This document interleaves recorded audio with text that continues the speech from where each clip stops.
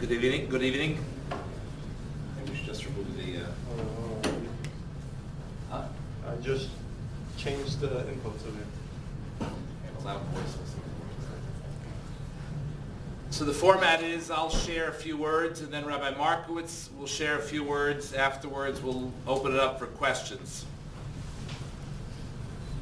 A couple of years ago I received a call from an author. His name is Rabbi Moshe Gans, and he wrote a couple of books called Make Me, Don't Break Me. And he said he had heard a story about me and he was just checking to see if it was true before he used the story in the book. I said, let me hear the story. What's the story? So the story went like this. I was talking to a student in my office and the secretary knocked on the door and said that there's someone very important outside. To which, as the story went, I responded, I'm speaking to someone very important right now, and whoever that is will have to wait.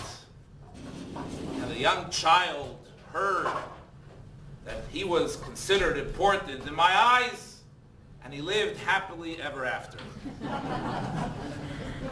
So I told Rabbi Gans, who I'd never met before, I'd never spoken to, I said, it's a nice story. It definitely didn't happen with me.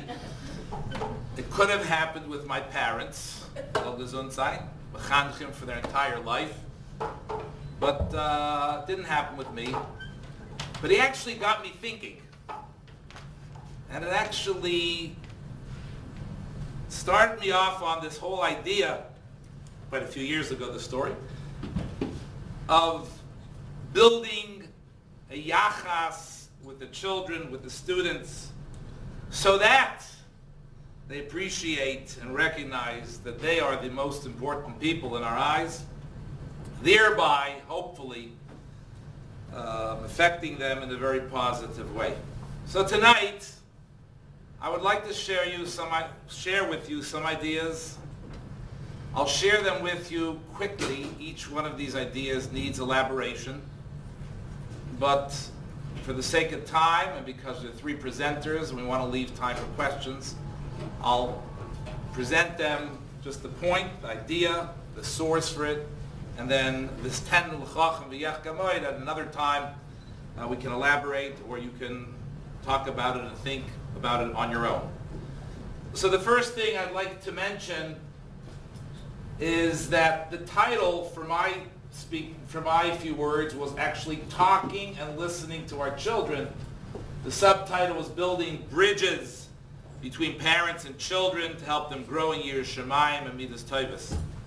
But I actually changed the order as I was thinking about tonight's few words. I changed the order of the verbs in the title. Instead of talking and listening, I switched and put listening before talking, based upon the following Hayom Yom, which of course was always important. It's Torah, it's the words of the Rabbeim, the words of Chazal, but even more so in today's day and age. The pasuk in Mishlei says, "Dai gibelev ish yashchena." That's the word yashchena. Push it away. If you have something bothering you, push it away. And the Gemara brings two interpretations. One is to play on the words. Instead of yashchena, yasichena midaitoi. If something's bothering you, just remove it from your mind. First interpretation of the Gemara, Masechta Yoma. The second interpretation is if something's on your mind, something's bothering you, yasichena lacherim. Share it with someone else. Talk to someone else about the issue that you're struggling with.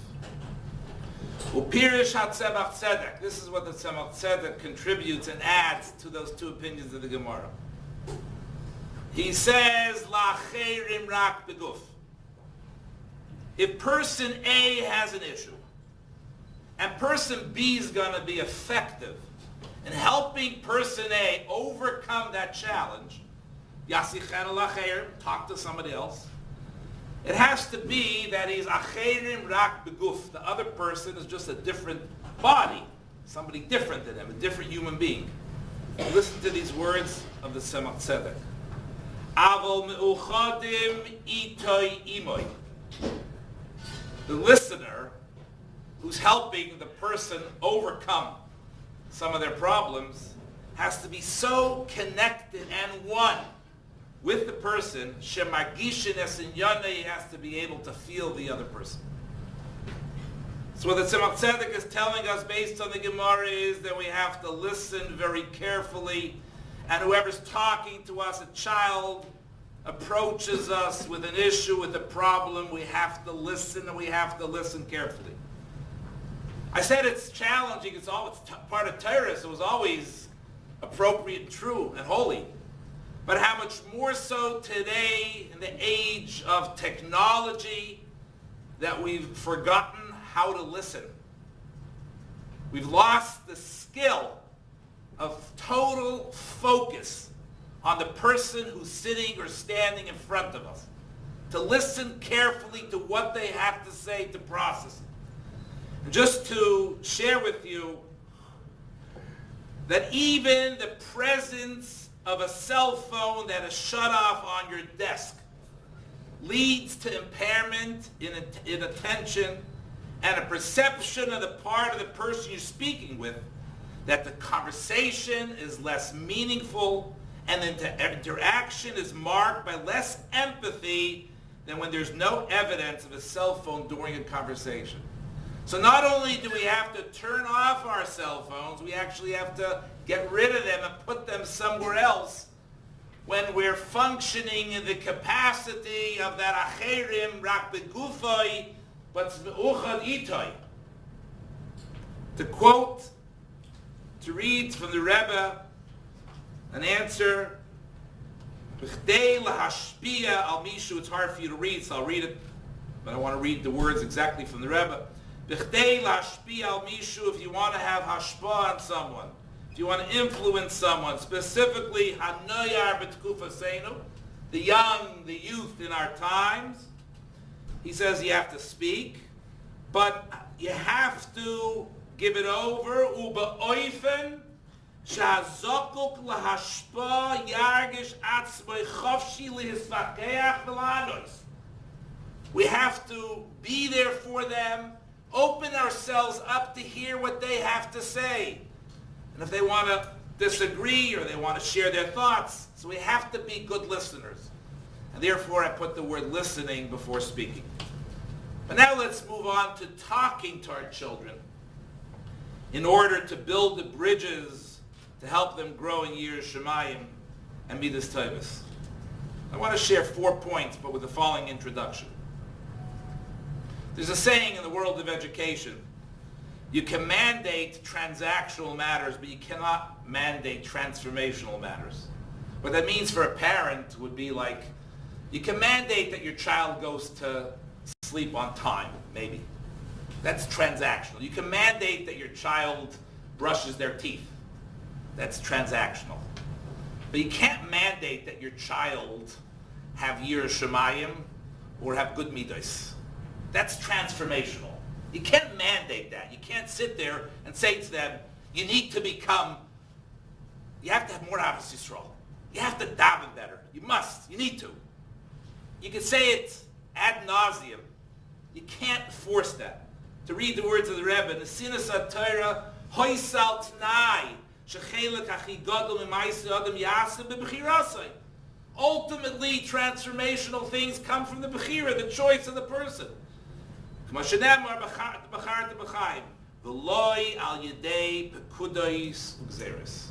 don't force people to do things. If that was ever true, how much more so in today's day and age?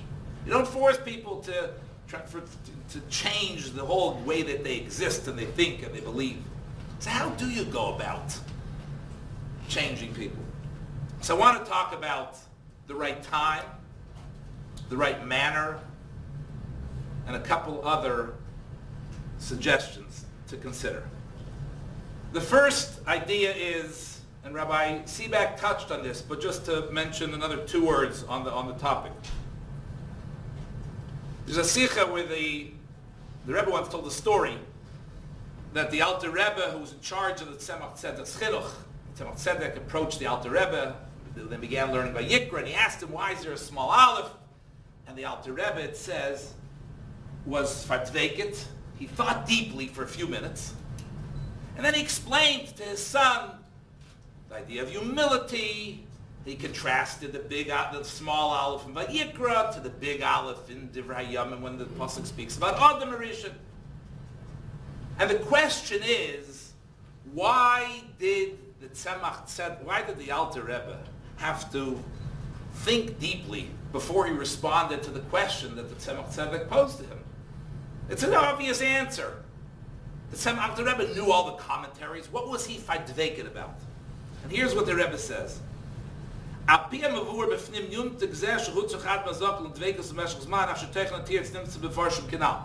Ha'ara there, the Rebbe explains, and this is my understanding, just to paraphrase the Rebbe's point. We mostly select the wrong time to be mechanech. As Rabbi Seebeck said, the situation arises and we're very reactive. And that's the wrong time. The Alter Rebbe sensed that the Tzemach Tzedek was asking a question. Why is there a little aleph? He could have answered him simply, all the various interpretations of the commentaries. But he knew that was a teaching moment. It was an opportune time to share with the Tzemach Tzedek something fundamental that was going to be helpful for him for the rest of his life. So he thought deeply, how can I respond in a way that will be transformational for my grandson? So this morning, as an example, I had the opportunity to teach the 5th and 6th grade at Lubavitch Yeshiva in Ocean Parkway. And the topic was davening. How many fathers and mothers tell their children, we must daven, you have to daven, you have to daven, you have to daven, sit down, daven, daven, daven, daven. Then we get upset with them. We don't understand why they don't want to daven. So that's not a helpful way. Lectures are not helpful. And telling them how when you were younger you davened so excellently, that also is not generally helpful. First of all, it's most likely not true. Even if it is true, it's not helpful. So I showed him a beautiful picture of Zalman Kleiman. And I asked him 2 questions. I said, first, describe the picture in detail. How many people on this picture? What are they doing? What day of the week is it? What are they thinking? And the next thing is, I said, what does the artist want to communicate with this drawing? You can't see it, but the clock says 1:30. You can see them are davening. And the children in the 5th and 6th grade, Lubavitch Yeshiva in Ocean Parkway, came up with the most brilliant answers. And a conversation ensued about what is davening and why do we daven. And we segued into things to thank HaKadosh Baruch Hu for. We have to, as parents, plan, whether it's a Shabbos meal, whether it's discussion, engage them in conversations. You have to prepare for something if you want it to be meaningful and transactional. So choosing the right time is point number 1. Point number 2, share with you a story, which I heard from Rabbi Osher Farkash, who's a mashpia in Argentina.